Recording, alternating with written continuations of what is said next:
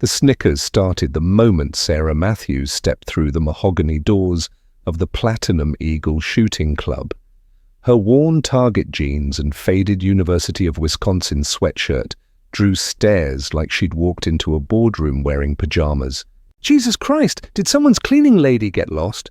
sneered a voice from behind designer sunglasses, followed by the kind of laughter that rich men use to remind everyone else of their place in the food chain. Sarah's calloused hands tightened around the strap of her canvas bag as she approached. The reception desk, where a perfectly manicured woman in a Chanel suit looked her up and down like she was examining roadkill. The receptionist's nose wrinkled slightly as if Sarah brought the stench of poverty with her, a look Sarah recognized from every job interview, every parent-teacher conference, every interaction with people who measured worth by the thread count of your clothes. The Platinum Eagle wasn't just any shooting range. Nestled in the hills of Northern Virginia, it catered exclusively to Washington, D.C.'s power elite, where senators, CEOs, and federal judges came to unwind by putting holes in paper targets while discussing which laws to break next over aged whiskey. The annual membership fee cost more than most people's cars, and the waiting list was longer than the one for kidney transplants.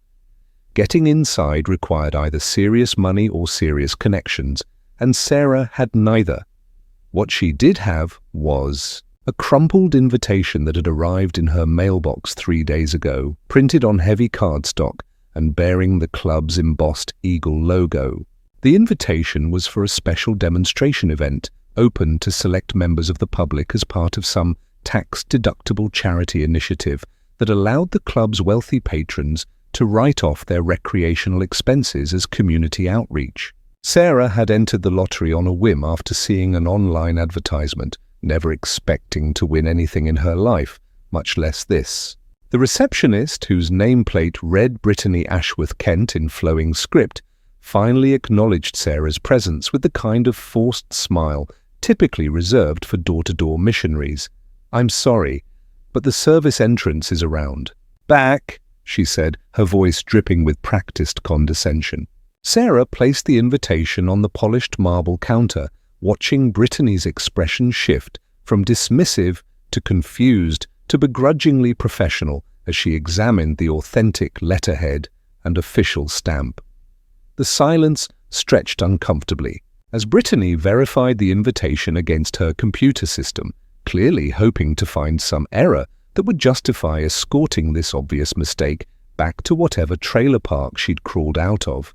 "Well," Brittany finally said, the word coming out like she was coughing up broken glass, "it appears you are on our list. However, I should inform you that today's demonstration requires appropriate attire and equipment. Perhaps you'd be more comfortable at one of the public ranges in town." Before Sarah could respond, a booming voice cut through the tension like a chainsaw through silk. "What seems to be the problem here, Brittany?" The voice belonged to Congressman Richard Blackwood, whose imposing frame filled the doorway behind. Sarah, like a storm cloud, blotting out the sun. At 62, Blackwood carried himself with the arrogant swagger of a man who'd never been told no by anyone who mattered. His silver hair was perfectly styled, and his custom suit was tailored to hide the soft belly that came from 3 martini lunches on the taxpayer's dime. Sarah had seen Blackwood on television countless times, usually standing behind a podium, explaining why working families needed to tighten their belts while he voted himself another pay raise. He was the kind of politician who campaigned on family values while maintaining 3 mistresses, who preached fiscal responsibility while steering government contracts to his brother-in-law's construction company. Congressman Blackwood, Brittany's voice took on the breathless quality of a teenage girl meeting her favorite boy band. "We have a situation. This person claims to have an invitation to today's demonstration, but I was just explaining our dress code requirements." Blackwood's pale blue eyes swept over Sarah with the calculating gaze of a shark sizing up wounded prey. She could practically see the gears turning in his head as he processed her appearance, her obvious financial status, her complete lack of social connections, that might make mistreating her dangerous. This was a man who'd built his career on knowing exactly how much he could get away with, and Sarah clearly fell into the category of people who could be crushed without consequences. The air in the lobby felt thick with tension, and Sarah realized she was standing at a crossroads. She could accept their dismissal, slink away with her tail between her legs, and return to her invisible life of cleaning offices and stocking shelves. Or she could stand her ground and face whatever came next. Something stirred deep inside her, a memory of who she used to be before circumstances had ground her down into someone society preferred not to see. First shots fired. "Ma'am," Blackwood said, his voice carrying the fake warmth of a used car salesman, "I think there's been some sort of misunderstanding.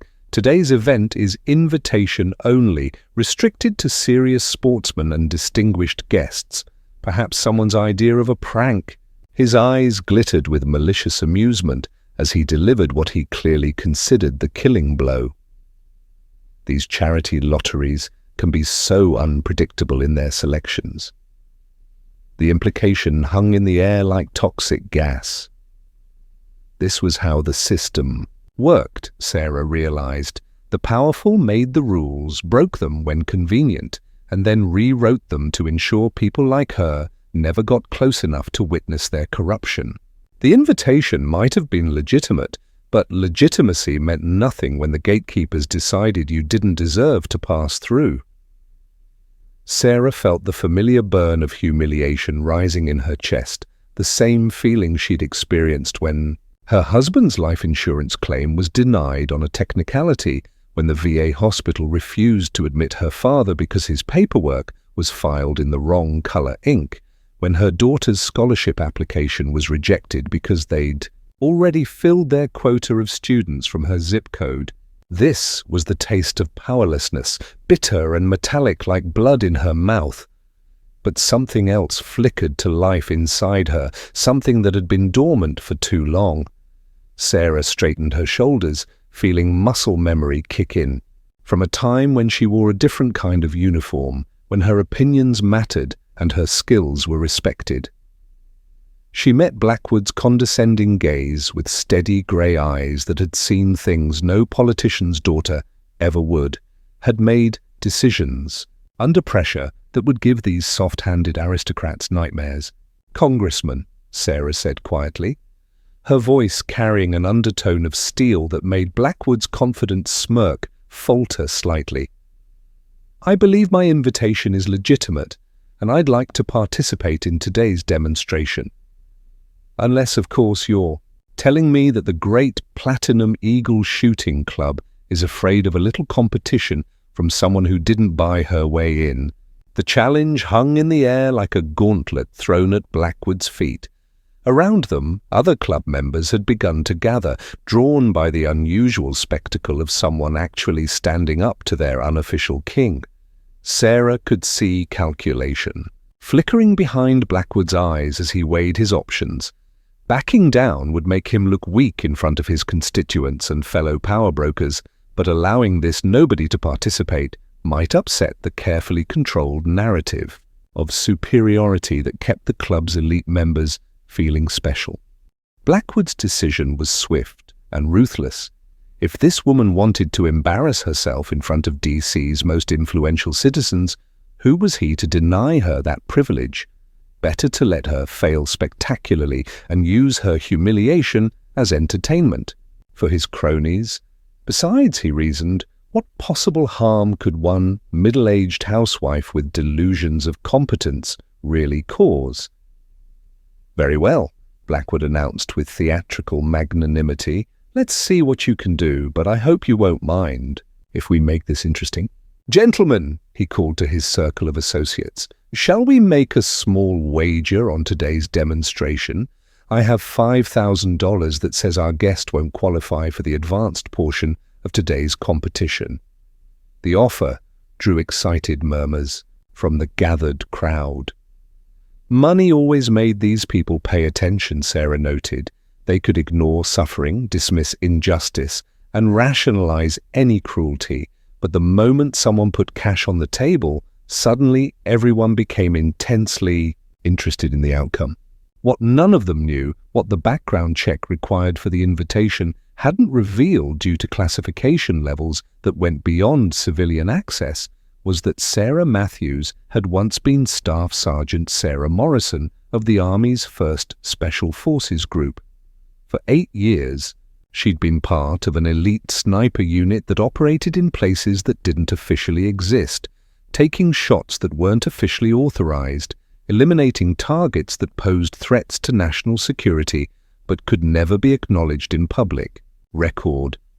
Sarah's military career had ended abruptly when an IED explosion killed her spotter and best friend, leaving her with physical scars that had healed and psychological wounds that hadn't.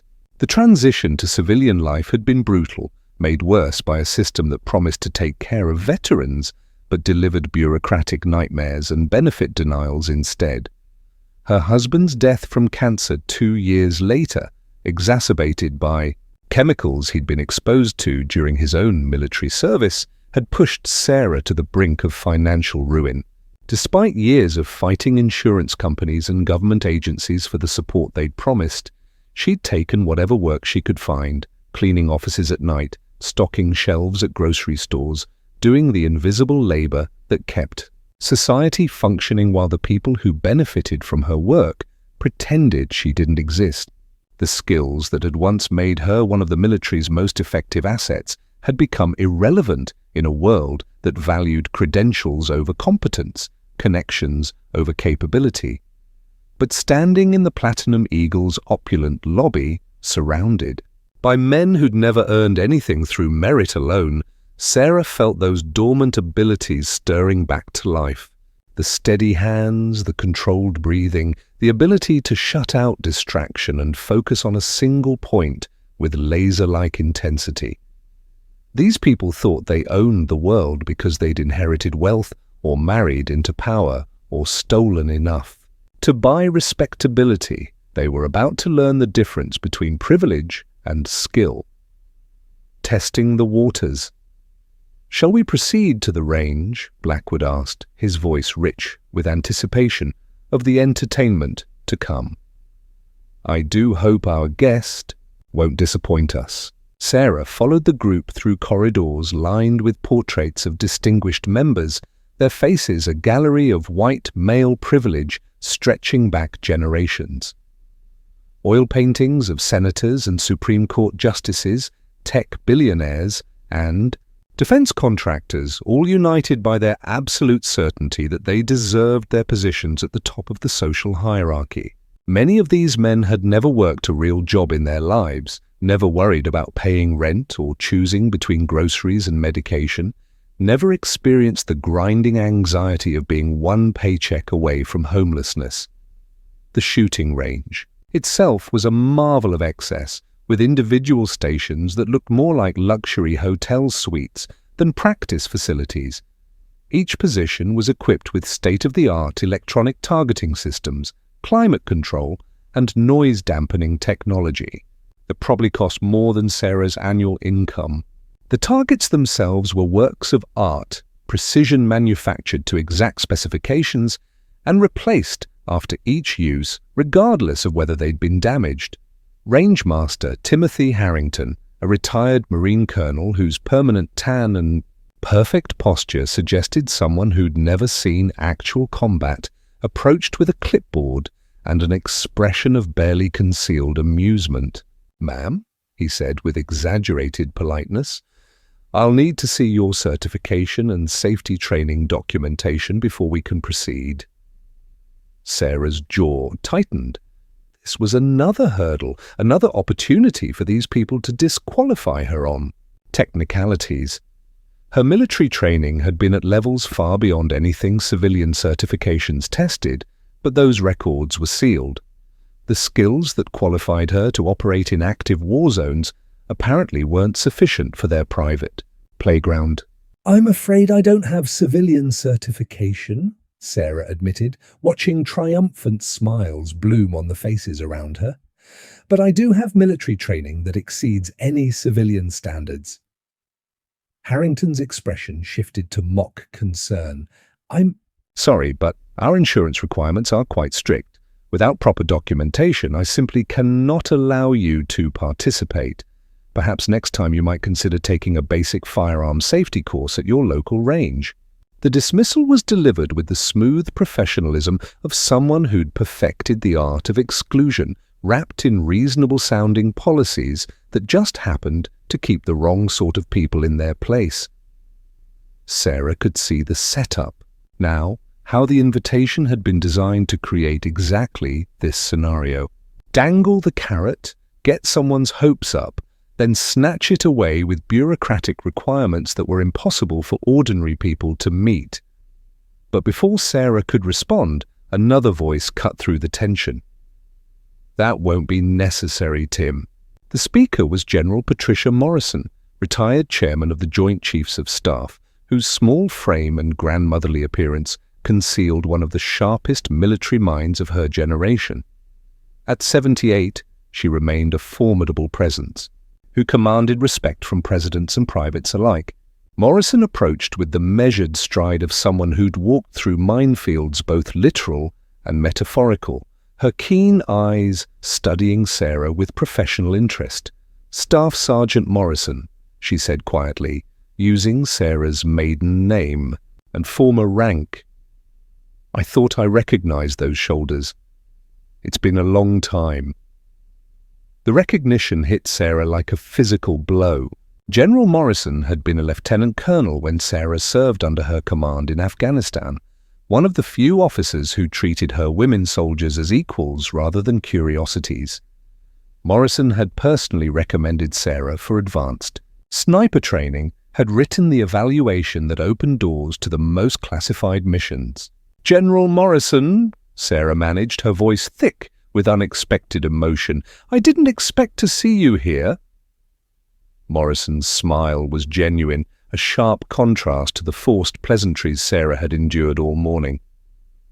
"I maintain an honorary membership here, though I rarely use it." These gentlemen seemed to prefer their wars theoretical rather than actual. The barb was delivered with surgical precision, making several of the gathered politicians shift uncomfortably. "Tim," Morrison continued, turning to the rangemaster with the kind of authority that had once commanded armies, "Staff Sergeant Morrison's training exceeds anything your civilian certifications test.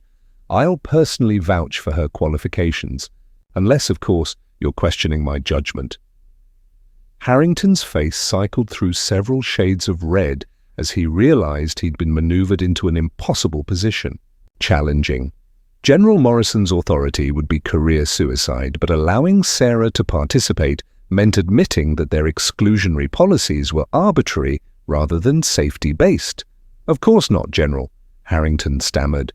"If you vouch for her qualifications, that's certainly sufficient for our purposes." Blackwood's confident smirk had transformed into something resembling constipation as he watched his carefully orchestrated humiliation falling apart. "Well," he said, with forced joviality, "it seems our guest has friends in high places. How fortunate." The sarcasm was thick enough to cut with a knife, but Sarah detected something else underneath, a note of genuine concern. Politicians like Blackwood survived by controlling narratives and managing threats. The appearance of General Morrison had introduced variables he hadn't anticipated, and Sarah could see him recalculating the risks of his public wager. But it was too late to back down now without losing face entirely. The trap he'd set for Sarah was now springing closed around him instead. Finding the range. The demonstration began with standard marksmanship tests designed to separate serious shooters from weekend hobbyists. Sarah was assigned to Station 12, the furthest from the observer's gallery, clearly intended to minimize her visibility during what everyone assumed would be her inevitable failure. The other participants were exactly what she'd expected, wealthy men with expensive equipment and inflated egos, their custom rifles worth more than most people's cars. Sarah's weapon was a simple Remington 700 borrowed from the Ranger's rental. inventory and probably older than some of the participants' children. It wasn't the precision instrument she'd used in military service, but it was familiar and reliable, the kind of tool that rewarded skill over ostentation. She ran her hands over the stock, checking the action and scope with movements that betrayed years of experience to anyone who knew what to look for. The rifle felt solid despite its age, properly maintained and zeroed. Sarah had worked with worse equipment under much more challenging conditions. The first round was precision shooting, at 100 yards, a distance that posed no challenge to anyone with basic training. Sarah settled into position with an economy of motion that drew curious glances from nearby shooters. Her body found the natural alignment that had been drilled into her through thousands of hours of practice. When the command came to fire, she squeezed the trigger with the kind of controlled pressure that felt as natural as breathing. The electronic target system registered her shot instantly, dead center, a perfect bullseye that drew murmurs of surprise from the observers. Sarah ejected the spent casing and loaded another round, ignoring the whispered comments about beginner's luck and fluke shots.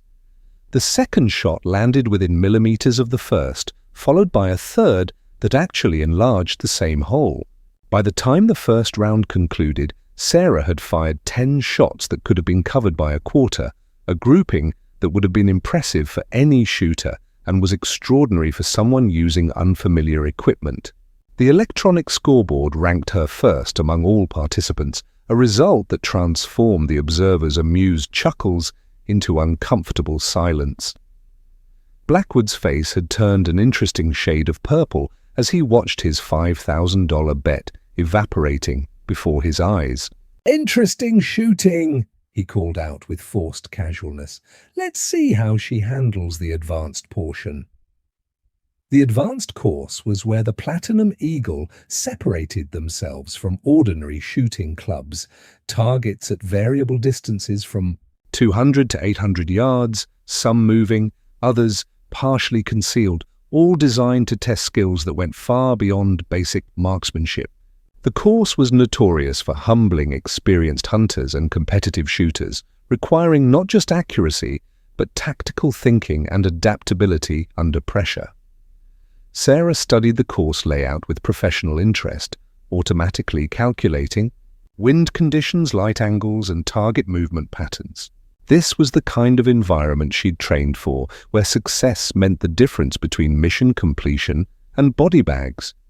The wealthy amateurs around her were impressive weekend warriors, but they'd never faced situations where missing meant watching friends die. The second round began with Blackwood himself taking the first position, clearly wanting to demonstrate his superiority before Sarah could embarrass him further. He moved through the course with competent efficiency, his shots accurate if not spectacular, achieving a respectable score that drew polite applause from his audience. Other participants followed with varying degrees of success, some rising to the challenge while others wilted under the increased difficulty. The target seemed designed to exploit common weaknesses. The 300-yard shot required compensation for crosswind. The 500-yard moving target demanded perfect timing, and the final 800-yard precision shot pushed the limits of equipment and skill. When Sarah's turn came, a hush fell over the observers' gallery. General Morrison watched with professional interest while Blackwood gripped his chair with white knuckles, his political instincts screaming that he'd made a terrible miscalculation. The other participants had stopped their own preparations to watch, sensing that something significant was about to happen. Sarah approached the firing line with the measured calm of someone who'd faced much higher stakes than social embarrassment. And for the first time since entering the Platinum Eagle, she felt completely at home. This was her element, the place where politics and privilege meant nothing, where only competence and character determined the outcome. The reckoning begins. Sarah settled into position behind the borrowed rifle, running through mental checklists that had been burned into her neural pathways through years of training. Distance, wind speed, target movement, breathing pattern, trigger pressure, all processed with the kind of automatic precision that separated professionals from amateurs.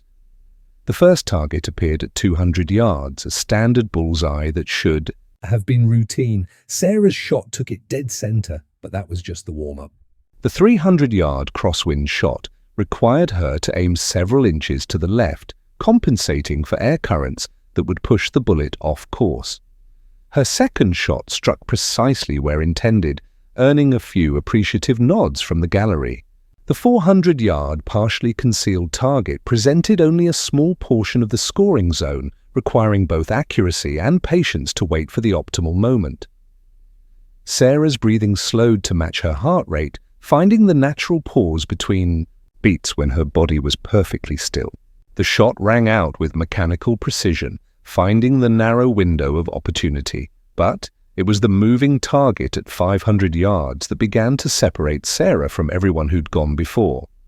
The mechanical device swept the target back and forth, in an unpredictable pattern requiring the shooter to not just hit a moving object, but to anticipate its position at the moment the bullet would arrive.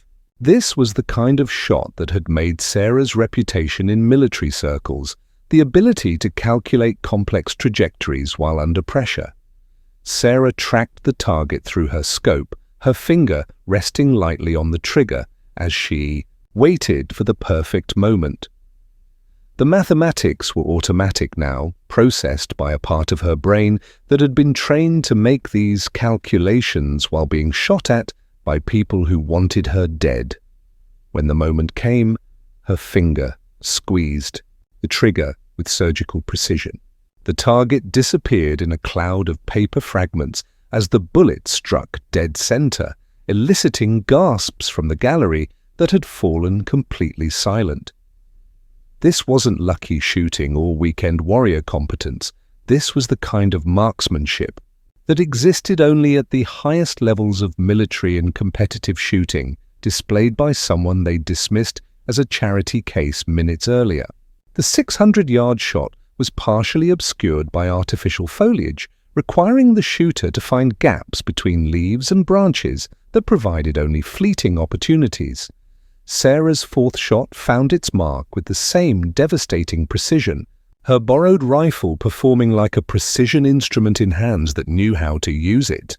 By the time Sarah reached the final shot, the 800-yard precision target that had humbled several previous shooters, the observer's gallery had filled with an electric tension.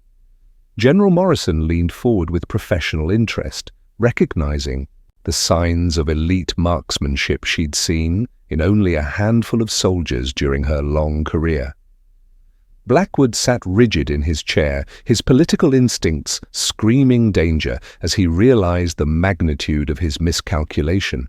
This wasn't just about losing money anymore. This was about the fundamental assumptions that governed his worldview being shattered in front of the very people whose respect maintained his position.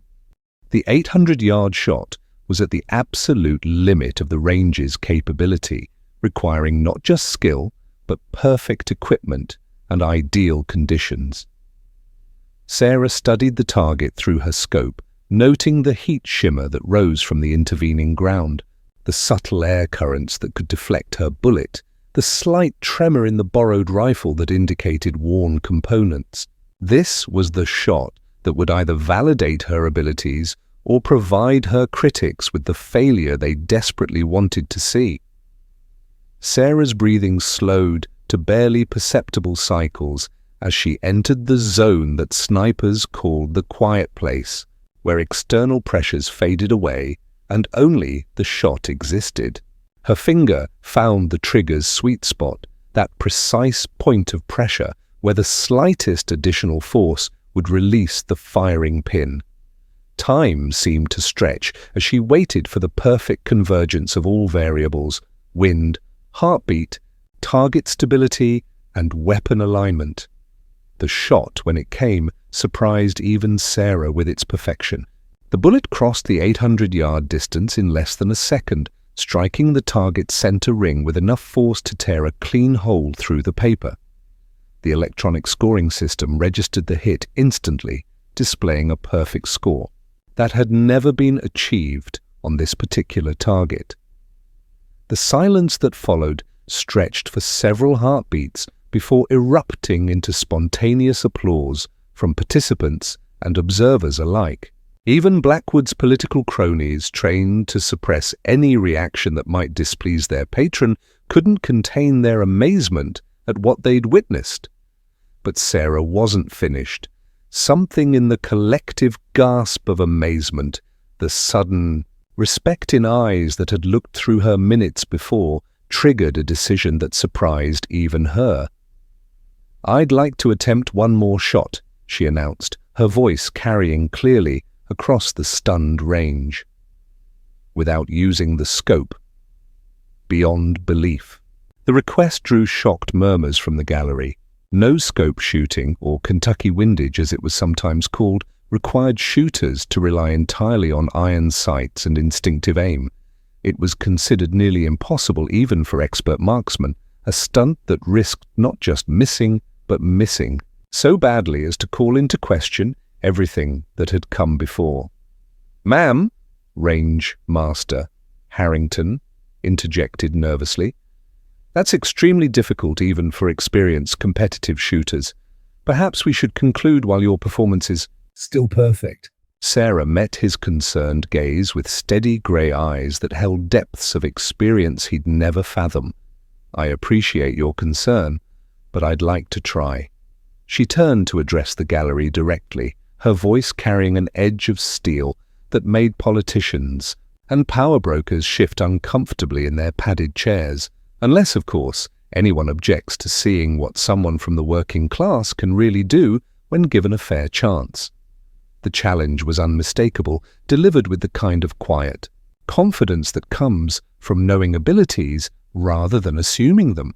Blackwood's face had progressed through several shades of red to an alarming purple as he realized that his attempt to humiliate a nobody had backfired so spectacularly that he was now trapped in a scenario where calling for caution would make him look weak, while allowing the demonstration to continue might result in further embarrassment. By all means, General Morrison intervened smoothly, recognizing both the political dynamics at play and the historic nature of what they were witnessing. "I think we'd all be interested to see what Staff Sergeant Morrison can accomplish." Sarah removed the scope from her borrowed rifle with practiced efficiency, leaving only the basic iron sights that had been standard military equipment for over a century. The simple posts and notches looked primitive compared to the sophisticated optics the other shooters relied on, but they were what she'd learned on during basic training before advancing to more complex equipment. The 800-yard target, visible to the naked eye only as a small white square against the earthen backstop, seemed impossibly distant without magnification. Wind conditions had shifted slightly since her previous shot, requiring new calculations based entirely on visual observation and experience. This was shooting stripped down to its most fundamental elements: human eye, steady hand, and the kind of intuitive understanding that came from years of practice under conditions where failure meant death.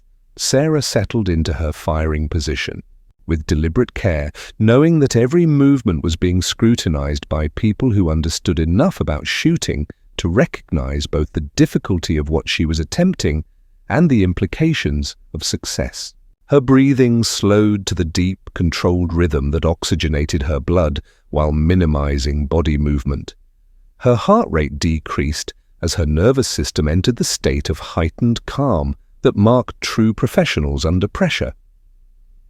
Through the iron sights, the distant target became a study in geometry and physics.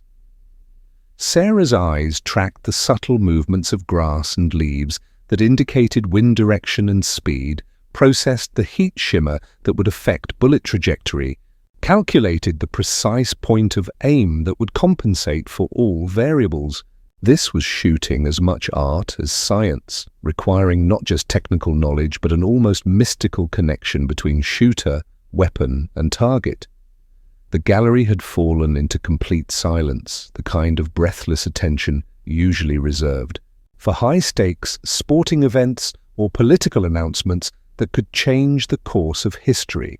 Even the staff members had stopped their routine activities to watch, sensing that they were witnessing something that would be discussed for years to come. Sarah's finger found the trigger with familiar precision, applying pressure so gradually that the firing pin's release seemed to happen of its own accord. The rifle's report echoed across the range with finality, followed by the kind of silence that accompanies moments of historical significance. 800 yards away, the electronic target system registered the impact with a beep that seemed impossibly loud in the hushed atmosphere. The hit indicator flashed green, showing a strike within the center ring that would have been impressive with a scope and was simply impossible without one, according to everything these people thought they knew about shooting. The explosion of amazement that followed shattered the reverent silence like a thunderclap. Participants and observers erupted in applause that was part appreciation, part disbelief, and part recognition that they'd witnessed something that transcended ordinary sporting achievement. This was the kind of performance that separated legends from mere experts, the demonstration of skill so far beyond normal parameters that it forced a fundamental re-evaluation of what was possible. General Morrison rose from her seat with the measured dignity of someone who'd seen history made and unmade during her military career. "Ladies and gentlemen," she announced in the kind of voice that had once commanded armies, "you have just witnessed something that maybe a dozen people in the world could accomplish."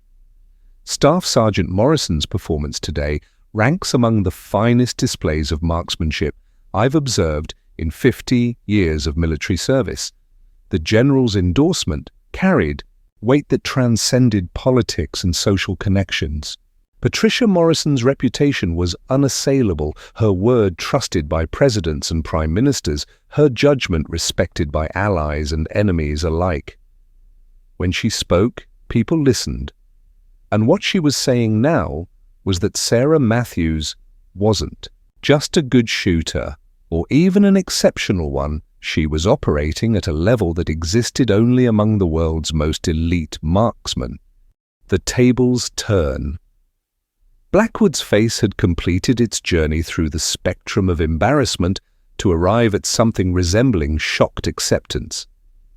His $5,000 bet was the least of his concerns now. He'd badly misjudged someone who'd just demonstrated capabilities that suggested connections and background far beyond what her appearance indicated. In Washington, D.C., underestimating people was a career-limiting mistake, and Blackwood was beginning to realize he might have just made a very expensive error in judgment. Remarkable shooting, Blackwood managed, his politician's instincts forcing him to pivot gracefully even as his internal calculations ran damage control scenarios. Perhaps we've been too hasty in our assumptions about what constitutes proper credentials. The admission was as close to an apology as men like Blackwood ever offered, delivered with enough political skill that it could be interpreted as magnanimous recognition rather than capitulation to superior force. But everyone present understood. The real message, the power dynamic, had shifted, and the woman they dismissed as irrelevant had just demonstrated abilities that demanded respect. Sarah began the process of clearing and securing the borrowed rifle with the kind of practiced efficiency that marked professional shooters. Her movements were economical and precise, betraying no excitement or triumph despite having just achieved something that bordered on the miraculous. This was the demeanor of someone for whom exceptional performance was normal rather than noteworthy, whose standards were set by life and death situations rather than social competitions. "Where did you learn to shoot like that?" Rangemaster Harrington asked, his earlier condescension replaced by genuine professional curiosity. "I've never seen iron sight shooting at that level outside of military demonstrations." Sarah looked up from her rifle maintenance, meeting his gaze with eyes that held depths of experience most people never acquired. Afghanistan, she said simply. Iraq. A few other places that aren't in the travel brochures. Turns out, when people are shooting back, you learn to make every shot count. The casual reference to combat experience recontextualized everything these people thought they understood about the woman who'd just embarrassed their assumptions. This wasn't some weekend warrior who'd gotten lucky, or even a talented amateur who'd risen to the occasion. This was a combat veteran whose skills had been forged in environments where failure meant watching teammates die, where precision wasn't a sport but a survival requirement. General Morrison approached Sarah with the kind of measured respect that one professional offered another. "What have you been doing since your discharge, Staff Sergeant?" Sarah's expression tightened almost imperceptibly, the only sign of the pain that underlay her answer. "Surviving, mostly. Cleaning office buildings at night, stocking shelves when I can get the work. Turns out being able to hit a target at 1,000 yards doesn't translate well to civilian job applications." The bitter truth of veteran unemployment hung in the air like an accusation. Here was someone whose skills exceeded those of Olympic athletes, whose service record undoubtedly included classified achievements that would never be publicly acknowledged, reduced to menial labor because society had no place for her abilities, once they were no longer militarily useful. That, General Morrison said with the kind of quiet authority that had shaped military policy for decades, is something we need to discuss. There are positions in the private security sector that would value your particular skill set appropriately. The offer was delivered with the understated confidence of someone who could make things happen with a phone call, whose recommendations opened doors that remained closed to ordinary networking. But Sarah's response surprised everyone present, including herself. "Thank you, General, but I think I'm done with the shooting business. Today was..." She paused, searching for words that could capture the complex emotions of vindication, closure, and rediscovered self-respect. "Today was about proving something to myself more than anyone else. I think I've done that." The gallery began to disperse as participants and observers processed what they'd witnessed and its implications for their own assumptions about merit, class, and capability.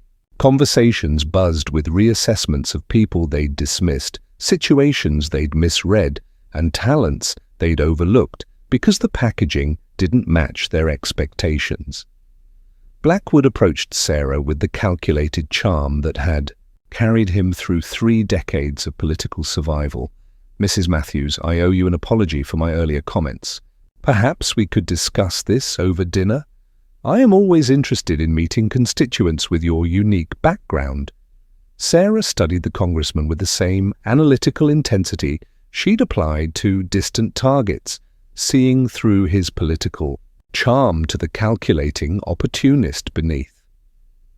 This was how the system worked, she realized.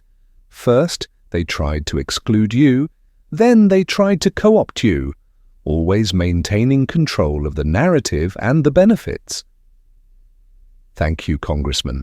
But I think I'll pass," Sarah said with a small smile that didn't reach her eyes. "I've seen enough of how your kind operates to know that any invitation comes with strings attached. Besides," she added, "I suspect you have some explaining to do to whoever you wagered against."